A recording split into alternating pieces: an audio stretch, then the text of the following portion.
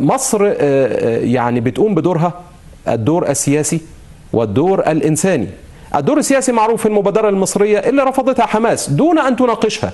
الرئيس بيقول والله احنا لا ده حط شروط ولا ده حط شروط، احنا بنوقف اطلاق النار، بنقول للناس تعالوا اقعدوا تفاوضوا ويتكلموا مع بعض ووصلوا لحلول للملفات. رفضتها للتوازنات. طبعا قطر مش عايزاها تقبل المبادرة المصرية ولا أي حاجة تيجي من مصر، وكذلك تركيا. أردوغان عنده حالة يعني جنون مما حدث في مصر وهدم حلم الإمبراطورية العثمانية الجديدة. الجانب الإنساني، مصر فاتحة معبر رفح على طول، بتدخل الحالات الطارئة والحالات الإنسانية واللي سافرين يعملوا عمرة واللي جايين من العمرة واللي رايحين يحجوا واللي جايين يحجوا. دايما في مزايدة على معبر رفح، وتحس لما بيتكلموا الفلسطينيين عن معبر رفح ان كأن ما فيش غير هو المعبر ده الوحيد، مع ان في 6 معابر قافلاها اسرائيل. يسيب لك كله ويجي في معبر رفح.